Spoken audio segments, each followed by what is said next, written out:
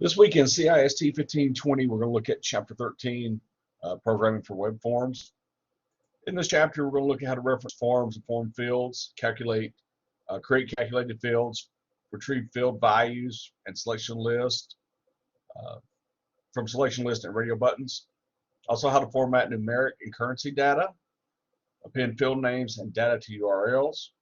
We'll look at exploring the syntax of regular expressions and how we use regular expressions to extract data from a URL query string. We'll work with how to the validity state object, how to create custom validation messages, and also the chapter will cover validating credit card numbers. First, we're going to look at exploring the form objects. It's essential to know the properties of form objects and the methods of form objects and how they work with the contents of your web forms. As we look at the hierarchy of our web forms in this document tree, for example, so we have a window, document, forms, and the elements underneath the form with the options as well. So our forms are going to be stored into the data object collection of document.forms and ID ref. That's going to be the index number or the ID of the form.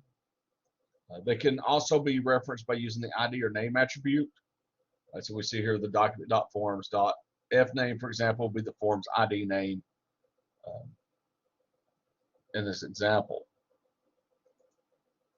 Some properties and methods that we can use is form.action, which will set or return an action attribute for the web form.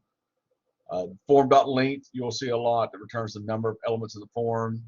Form.name is going to set or return the name attribute.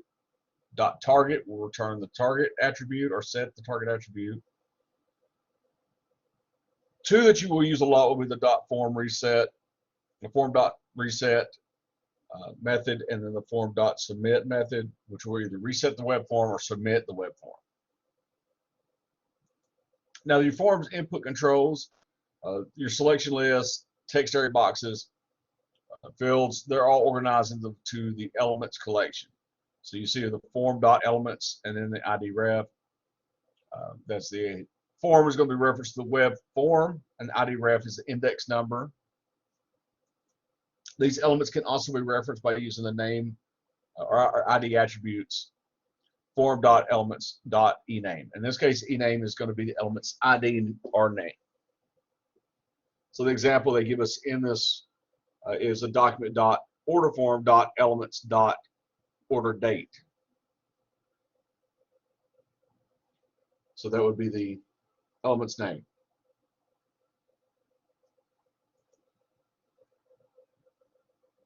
You can also reference a field using the value of the field name attribute. So you see the form.field. Field is going to be, in this case, the value of the field name. Now, if we're going to set the field value, we'd use the expression of element.value equals value. In this case, element is going to be referenced to the form element, and the value is going to be the value that is stored in that element. So we look at the example where we're going to store 2018 March 10th. We see we have the document.orderform.orderdata.value, and we're setting that equal to 2018-03-01. So looking at this, how it relates to the expression up here.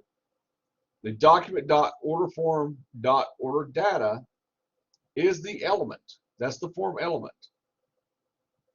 Value, and the value stored in that is going to be the 2018-03-01. Now we have a lot of different types of properties and methods we can use when we're setting the value of the field. Some of these we can set, like input.size is going to set the input box size attributes. Input.maxLength, for example, give you the maximum number of characters allowed in the input box. You can put a placeholder, so it's going to have a placeholder attribute. You can set the value for this. Input.focus gives the focus to the input box. And many other different values that you can set. properties or methods you set. So we'll see how this looks in the actual code. So this code here, this is going to display the current date. So we have Windows.add event listener, and we're having this load. And then the function is run. So we have the variable order form equals document.forms.order form. So it's referenced in the order form. We see in here the element.order date. It's going to reference the order date field. Value is the keyword saying we're setting the field value.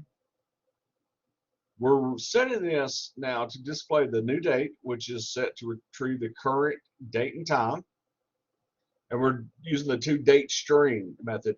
So it's going to display the date and string object as a text string. So we're taking this date and changing it to a string. Now the focus method, this is when you can use this to select a field. You can have this by either clicking on it or moving it using the keyboard, mouse, or arrows. And then it receives the focus of the browser. Now you can also have it so that when a field is automatically selected when that form opens. So we set, for example, here in the order form.elements.model.focus method. So then we're applying that focus method to the model field.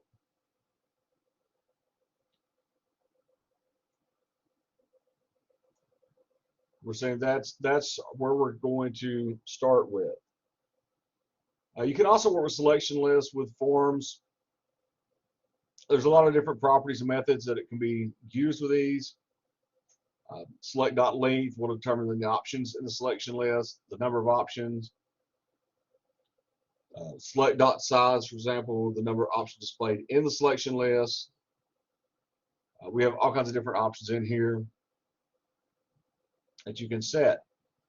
Now you can also keep in mind that the value of the selection list is determined by the option that's selected by the user. They're going to be put into collections, the object collections, as we see select.object, then the ID reference. ID reference is once again the index number or ID of the option. Select in this case is going to be the reference of the selection list object.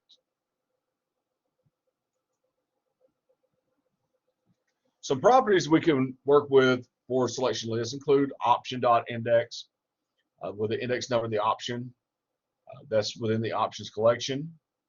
We have option.selected. So this is going to return true if the option has been selected by the user. You have also text value that can be applied as well, or the default selected.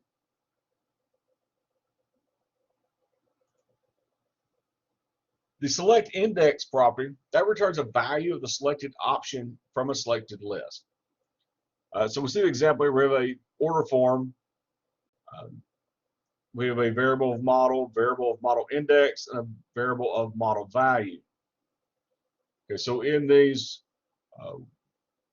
we see that we have the model index is going to be set to model.selected index. So that's going to return that value if that option is selected.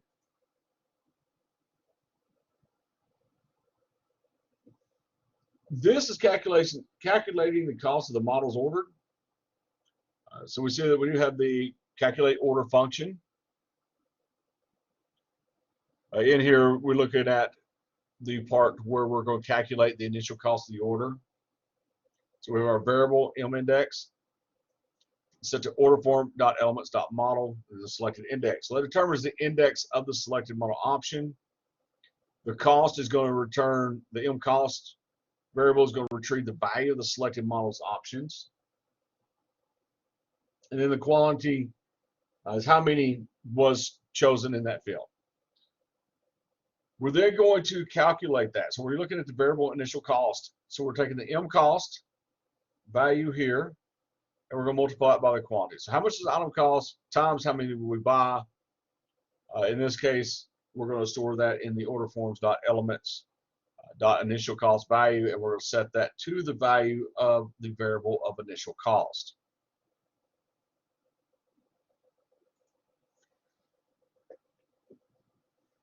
We can also work with our forms with option buttons and check boxes. Option buttons are also going to be called radio buttons. They're going to be grouped with a common field name and placed within an array such as options.idref. Option is going to be the common field name. It's going to be used by all of the option buttons. And the idref is going to be either index number or ID of the option button. And that will be the same throughout this entire unit. So we have some options we can set, some properties we can set. For example, option.checked. That's going to check, it's a Boolean value. It's going to say whether a button is checked, yes or no. Default checked is going to give a selection by default. Disabled is a value, Boolean value. It's going to be yes or no, indicating that whether option is disabled or not. And then the name, .name, and .value are going to give you the value and name associated with an option.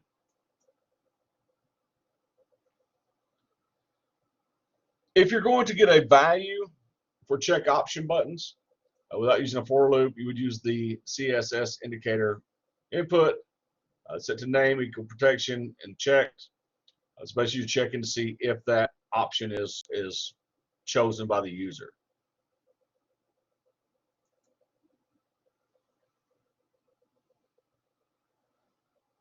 You can also use the for loop. So we look at this for variable I is equal to 0. And as long as I is less than protection.length, and then we're going to increase I each time we run through this loop. So if protection and that index number is checked, the value is going to become true, and we're going to store that value in the pcost variable. And break will break us out of the loop if that comes out true. If it is false, it will keep going through each time until the loop does become true. Checkbox is going to work the same way as the option boxes with the check property. That's going to be looking to see whether the box is checked. The value associated with the checkbox property is going to be stored in the value property.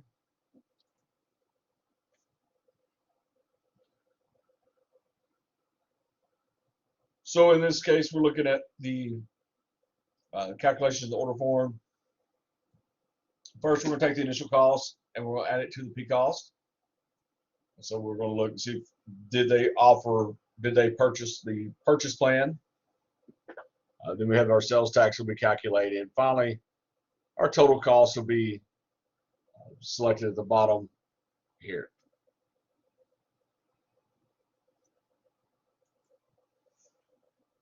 When we format our numbers in JavaScript, they'll be formatted to 16 decimal place for accuracy. If you use the toFixed method, that's going to control the number of digits that's going to be displayed by the browser. Now, this is going to be only defining the decimal place that is displayed. It's not going to format the numbers as currency or separate thousands with a common symbol. So if you want to have more control over your numeric format, you would use the value.toLocalString, locale and options. Locale is a common separated list of locations. And language codes and option is the common separated list of formatted options for numeric values. So some of the options we can use in the toLocale string include currency.code, which is the currency symbol used for the currency formatting. Where code is going to designate the country or language. So if we need the currency symbol, that's how we do it. Currency display type.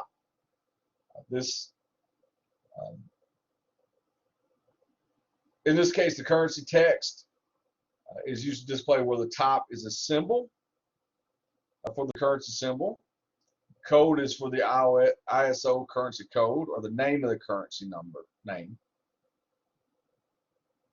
And we also have more things we say here with fraction digits, minimum, maximum fractions, and so forth in these options as well. So we look at the code here as we're setting the function format number. We're setting the val is the numeric value. The decimals is the number of decimals displayed. And we're going down to the return variable to locale string. We're setting it to English language, English number format, the style to currency, and then we're setting the currency to the US dollar.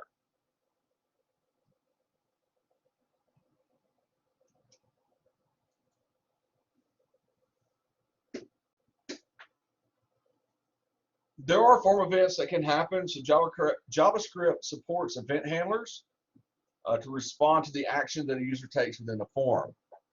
For example, like the element.onChange, so the value of the element's changed, it's updated with this event handler.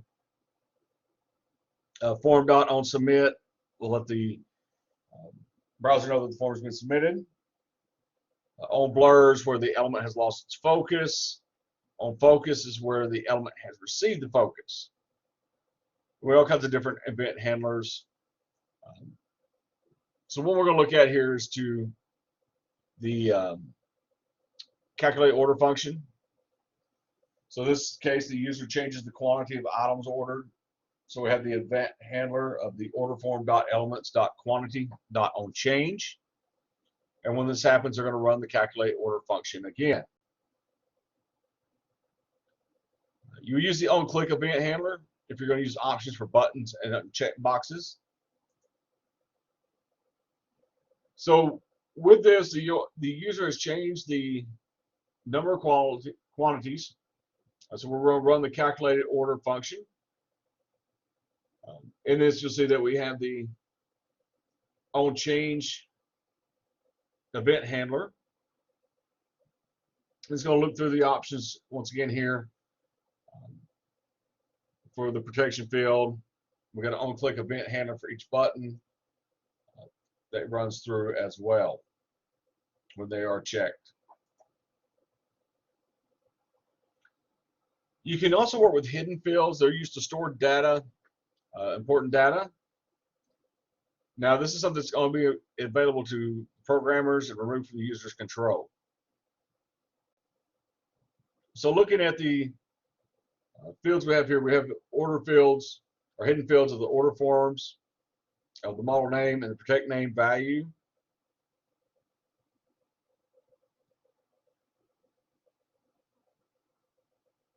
So these will be hidden fields. So we have the order form.elements.model.options set to mindex.text. So it retrieves the text of the selected options from the selected list. The bottom part where the document.query selector and input name, our input name equals protection is checked. That references the checked option for that protection field. And then the .next sibling .node value is going to retrieve the text and then text node next to the option check box or button.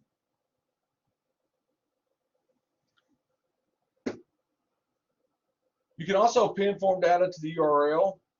You would add the method and actions attributes to the form elements.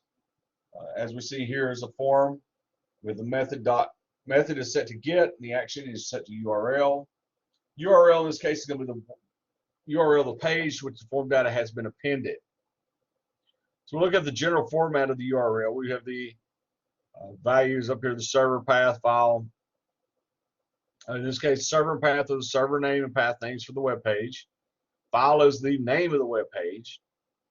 And in here we will see the question mark. That character is followed by the query string that contains the field names and data values that are going to be appended to the URL.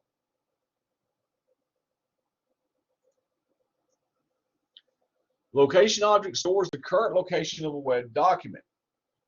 So we see the different types of location objects here: windows.location, document.location, or just location. If you want to load a new page in a current window, you can use the window.location set to URL, where the URL is going to be the URL of the new page. We have all kinds of different properties and methods we can set Location.host is the host name and port number of the URL. .host name is just the host name of the URL. We can see the port number of the URL, along with many different options.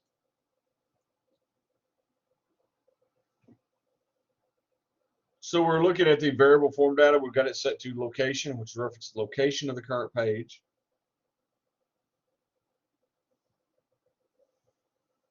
And then .search.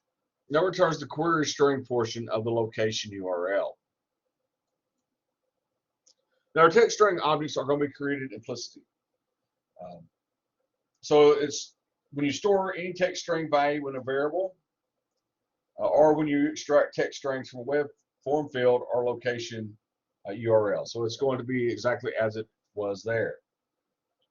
Now, text strings can be explicitly created by using the object constructor of variable. In this case, string var, that's going to be the variable that stores the text string. We're setting it to new string, and the text in parentheses is going to be text of the string.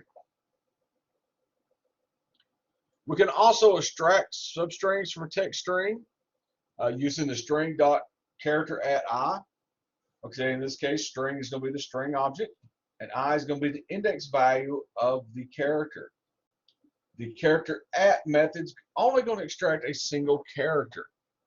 So if we want to extract an entire substring, we would use the string.slice and then start and end. In this case, start is going to be the starting index value, and end is going to be the index value that where the slicing stops. If you want to create an array, you would use the string array equal to string.split. The str, that's going to be the limiter that determines the breaks between the substrings. In this case, the str array. This is the array that stores the substrings. You can also search for the occurrence of substrings within large text strings using the string.indexOf and then the string and start. So in this case, the start indicates the index value where the search starts. IndexOf method is going to return the index value of the first occurrence of the substring str.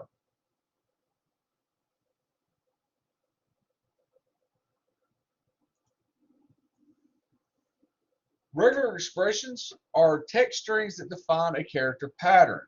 So we see our general format, general syntax in this is written like this. Pattern, though, is going to be the regular expression code that defines a character pattern. So we see our most basic regular expression is going to be the characters. It's looking for it's going to look for the substring text.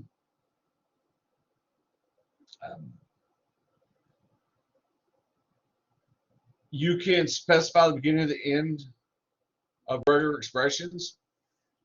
You mark the beginning and end of a text string with the two characters that you see on the screen here.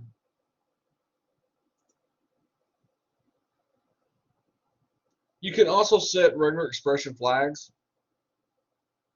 Now, by default, pattern matching stops after the first match is discovered. Flag is added to the end of the regular expression, and it's to override the default. To perform a global search, you would add the G, where it matches all occurrence of the character pattern within text string. So you use the pattern and then the global, the G method, where if you want to make a regular expression in sensitive case, you would use the I method, as seen here. Your regular expressions can match substrings based on general types of characters. The 4 general types of characters include alphabetic, digits from 0 to 9, word characters, and also white space characters such as blank spaces, tabs, and new lines. So some of the character types that we can look at, for example, and pay attention to the fact that the capitalization of these does make a difference. For example, the slash underscore or slash lowercase w is an alphabetic character that's going to be either in uppercase or lowercase, a digit, or underscore, while the slash uppercase w is going to be any non-word character. Lowercase s is going to look for white space. Capital S is going to look for non-white space characters. So just keep in mind that capitalization does have different meanings for searching these. So when you're working with your regular expression, so wordness refers to any string or symbols consisting solely of word characters. The example we have here, string R2D2, it's going to be considered a single word because R2D2 and C3PO is going to be considered two words with the and symbol, because that's going to be like the boundary between the two words.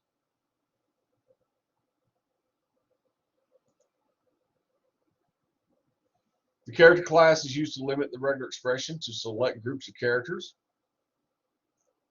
You see all the different patterns you can use here when using the character class. Pay attention to this one here, that A through Z, lowercase, A through Z, uppercase, is going to matter for case searching on this. If you want to match any lower or uppercase, you would use this, 0 through 9 for any digit. And this is how you could search for any digit or letter.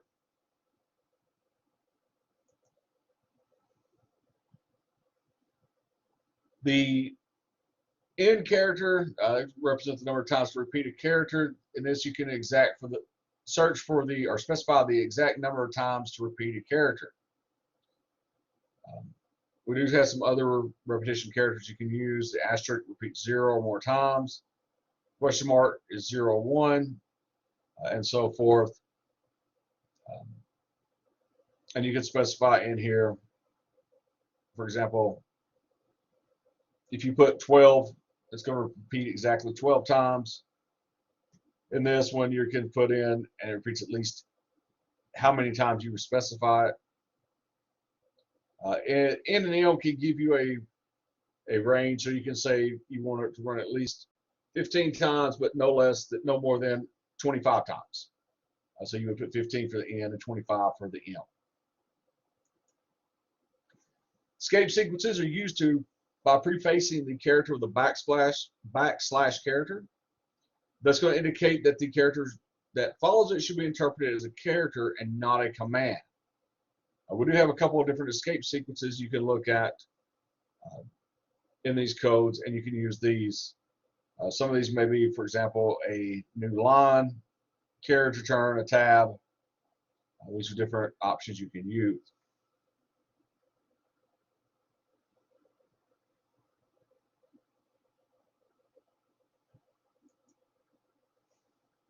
All right, so if you want to find two patterns for the same text, you can use the straight line character.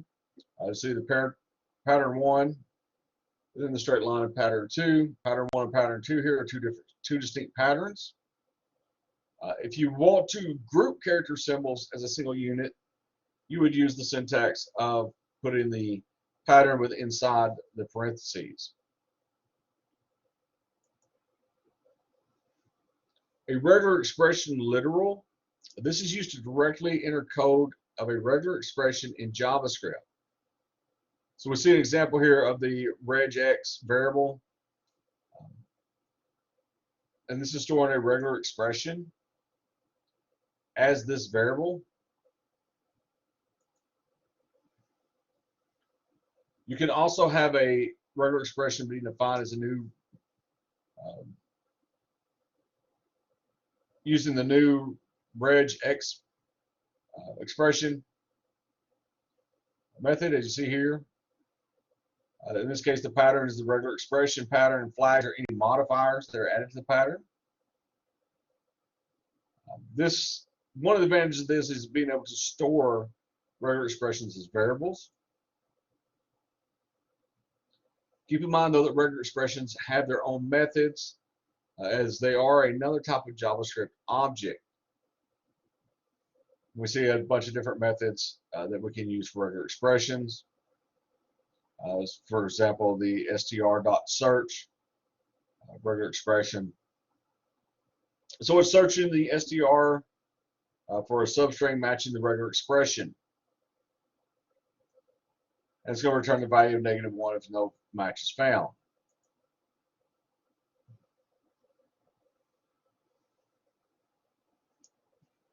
A URI encoded character. This is a character that, when the browser finds characters, whether in the field name or value that's reserved for other purposes, it's going to replace those characters with a character code such as the URI encoded character. Now, if you need to switch that back, you would use the decode URI component and set the string. That string is going to be the text string containing the URI encoded characters. You can also split the query string of each occurrence of the and sign or the equal character. So we can use the split method. So we got our variable form fields, we got our form data dot split, and we're looking at, for the pattern here, this is a regular expression, matches every dollar or every and sign and every equal sign in the form data. So the text string is looking for this, and in that port it splits the query. Okay, so we also use JavaScript to validate that data. Constraint validation API, it's form validation properties. These are built into JavaScript. For example, just a few of these, element.value returns a true element, or returns true if all elements, if the element contains valid data. No validate, form.no validate, it's set to true to prevent the native browser tools from validating web forms. Validity state objects, these store the reasons for the validation, whether it fails, of the data field. You can also create a custom validation method using the element.set custom validity and then the message. In this case, message is going to be the custom message. It's going to be displayed in the browser if the element is invalid. We see here that we're saying if card name dot vitality, or the value is missing. So if there's no value been put in, it doesn't pass the test.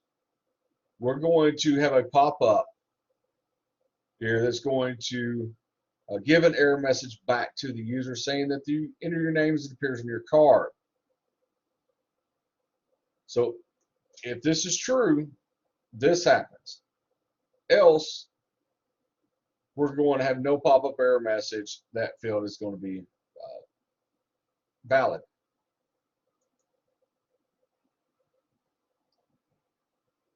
Now, to respond to invalid data, you want to check the validity of the form data as it's being inserted.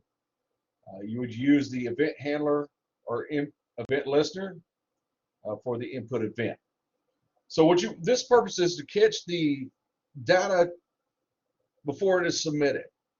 You want to catch to make sure that your data is in the correct format, that it is the data that is required.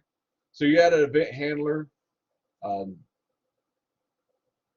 You can do these actually on focus, or off focus. So when a form goes on blur, you can have it run these checks. You can also have it where it checks everything at once before it's submitted.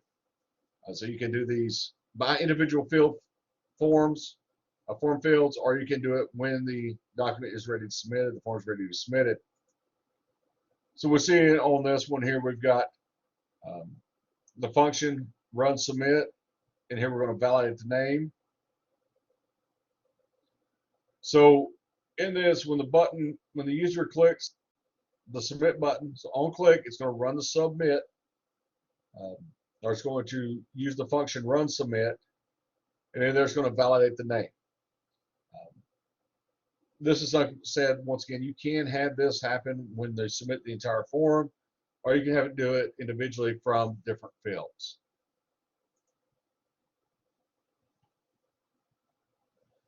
Your text strings will be matched against regular expression patterns by adding the pattern attribute to the input element. So in this case, the pattern is set to regex regular expression attribute. You've used the value missing property. That's to test to see if the field has been left blank. Pattern mismatch is going to test for the correct pattern. This is something you'll see for dates, phone numbers, emails, and so forth. The selected index properties determine the value of the index that is selected. So if the value is 0, the browser will declare the field value as invalid when you're validating a selection list.